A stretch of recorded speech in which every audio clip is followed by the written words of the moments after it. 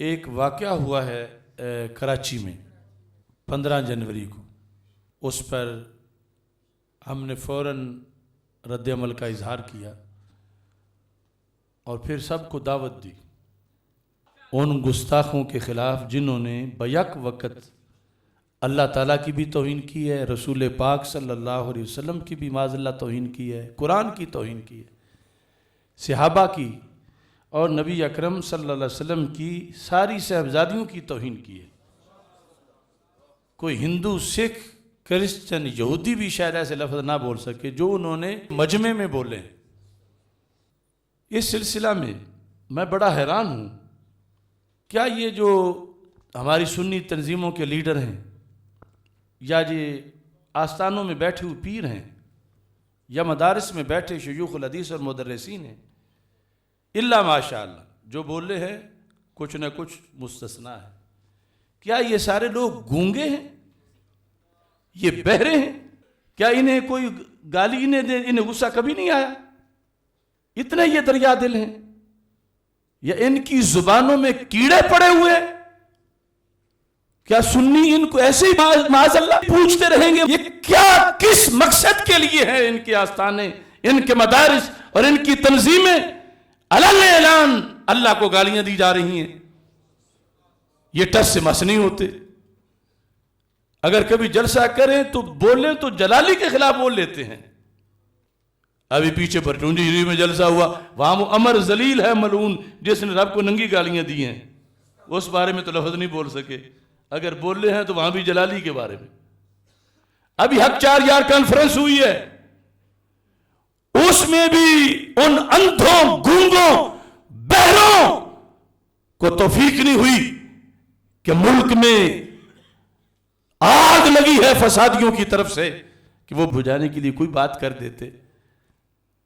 کسی نے ان میں سے اس نوید عاشق ملعون ذاکر کی پھانسی کا مطالبہ کیا ہے؟ میں پوچھنا چاہتا ہوں یہ لوگ کیا ہیں یہ؟ اور جس کسی نے ذکر کیا یوں کانپ کے ٹانگیں کانپ رہی ہیں جیسے مطالبے سے پہلے یہ مرنے والا ہے. ادھر اجتماعی توہین ہوئی، اجتماعی توہین، ان کے لیڈر بیٹھے ہیں، سٹیج بھرا ہے اور وہ کتا بھونک رہا ہے مسلسل. اور ادھر اگر کسی نے کی ہے کچھ تو ایک پوسٹ لگا دی ہے، نہ نام لکھا ہے کہ کس ملعون کی بات ہو رہی ہے، نہ مطالبہ کیا ہے کہ اسے کرنا کیا چاہتے ہو. تمہاری اس لولی لنگڑی مذمت کی اسلام کو کوئی ضرورت ہے؟ اے پیرو اٹھو، اگر زبانوں میں کیڑے نہیں پڑے ہوئے تو بولو اپنے اللہ کی عزت کے لیے، بولو اپنے رسول علیہ السلام کی عزت کے لیے، بولو صدیق و عمر کی عزت کے لیے، بولو سیدہ زینب، سیدہ رقیہ، سیدہ ام کلثوم، سیدہ فاطمہ رضی اللہ تعالیٰ عنہن کی عزت و ناموس کے لیے. صرف تعلق داریاں نبھا رہے ہیں، کوئی ناراض نہ ہو جائے.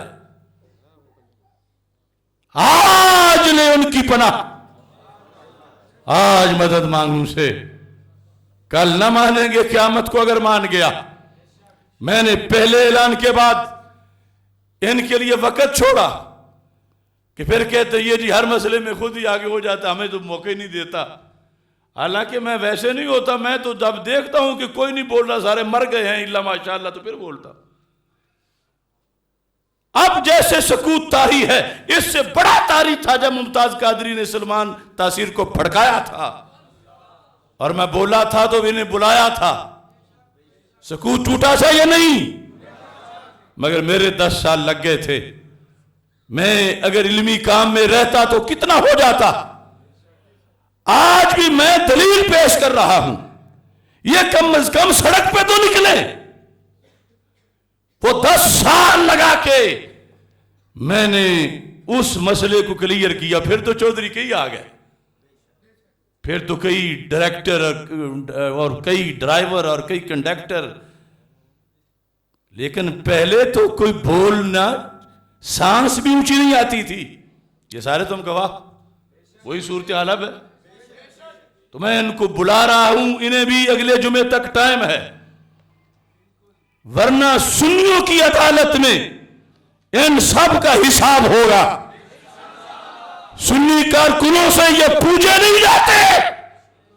اگر اللہ اللہ کے رسول علیہ السلام کی اطاعت کریں گے تو سر آنکھوں پر، اور اگر یہ بتوں روافض کی یاریوں خوارج کے ساتھ یاریوں میں رہیں گے تو اب سنی انہیں ہٹا دیں گے پیچھے.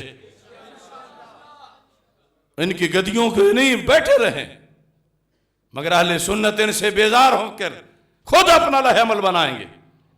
اور حکومت سے بھی میں کہتا ہوں، بھنگ پی ہے تم نے، اے ظالم وزیر اعظم، اے وزراء، بھنگ پی کے سوئے ہو.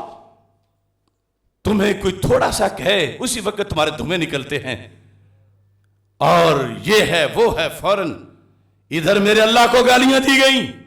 یہ پاکستان اس لیے بنا تھا، رسول پاک صلی اللہ علیہ وسلم کو گالیاں، قرآن کو تانے، اہل بیت اطہار کو تانے، صحابہ کرام رضی اللہ تعالیٰ عنہ کو گالیاں. اور 15 جنوری سے ابھی تک کیا ہوا ہے؟ کیا ان کے لیے ہمیشہ یہ لاشیں گرائے جائیں تو پھر ان کے کانوں پہ چون رینگتی ہے؟ اور میں لبیک یا رسول اللہ کا معنی بھی تمہیں بتانا چاہتا ہوں. اگر کوئی کمینہ ملعون فرانس میں بھونکے تو پھر بھی لبیک، اگر کراچی میں بھونکے تو پھر بھی لبیک، اگر وہ کسی رفض کے گھر میں بھونکے تو پھر بھی لبیک، اللہ کو کوئی بھونکے تو لبیک، رسالت کو کوئی تانا دے تو لبیک، اہل بیت کے خلاف بولے تو لبیک، صحابہ کے خلاف بولے تو لبیک. جو ووٹ آج کسی کو بولنے سے روک رہا ہے وہ جہنم کی پرچی تو ہو سکتی ہے، آگ کا پرچہ نہیں ہو سکتا.